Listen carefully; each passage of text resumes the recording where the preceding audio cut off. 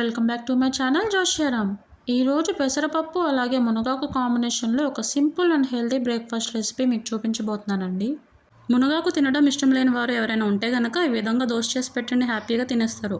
వారికి అసలు తెలియని కూడా తెలియదండి మనం అందులో మునగాకు వేస్ట్ చేసామని. మరెందుకు ఆలస్యం, ఈ రెసిపీ ఎలా ప్రిపేర్ చేసుకోవాలో మేకింగ్ ప్రాసెస్ని చూసేయండి.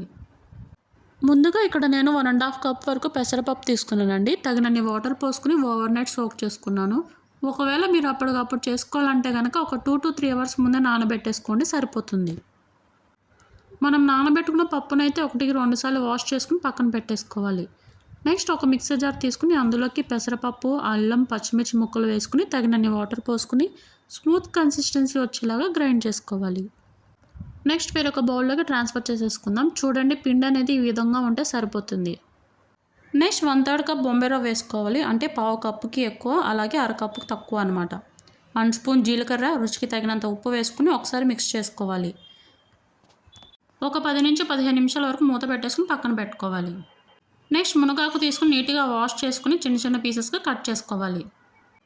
ఆఫ్టర్ 15 మినిట్స్ మూత తీసి మిక్స్ చేసుకుని ముందుగా కట్ చేసి పెట్టుకున్న మునగాకుని వేసుకోవాలి. ఒకసారి బ్యాటర్ మొత్తాన్ని మిక్స్ చేసుకుని పిండి గట్టిగా ఉంటే కనుక మరికొన్ని వాటర్ని యాడ్ చేసుకోండి. నెక్స్ట్ ఒక 1/2 స్పూన్ వరకు పసుపు వేసుకోండి. ఇట్స్ కంప్లీట్లీ ఆప్షనల్ అని, మీరు కావాలంటే వేసుకోండి, లేదంటే స్కిప్ చేయొచ్చు. బ్యాటర్ అనేది ఈ కన్సిస్టెన్సీలో ఉంటే సరిపోతుందండి. మన దోశ అనేది పర్ఫెక్ట్గా వస్తుంది. నెక్స్ట్ స్టవ్ ఆన్ చేసి నాన్ స్టిక్ పైన దోశ ప్యాన్ పెట్టుకుని అది హీట్ అయిన తర్వాత 2 స్పూన్స్ వరకు ఆయిల్ వేసుకోవాలి.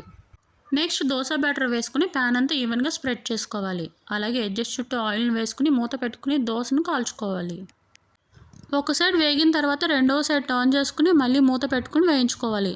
నెక్స్ట్ ఫ్లేమ్ని హై టులో అడ్జస్ట్ చేసుకుని 2 సైడ్స్ గోల్డెన్ కలర్ వచ్చేంత వరకు వేయించుకోవాలి. నెక్స్ట్ సర్వింగ్ ప్లేట్లోకి సర్వ్ చేసుకుని మీకు నచ్చిన చట్నీతో ఎంజాయ్ చేయడమే.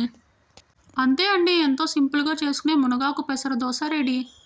ఈ హెల్దీ రెసిపీని మీరు కూడా ట్రై చేసి ఎలా వచ్చిందో కామెంట్ బాక్స్లో కామెంట్ చేయడం మాత్రం మర్చిపోకండి. మరొక టేస్టీ రెసిపీతో మళ్ళీ కలుద్దాం. అంతవరకు సెలవు.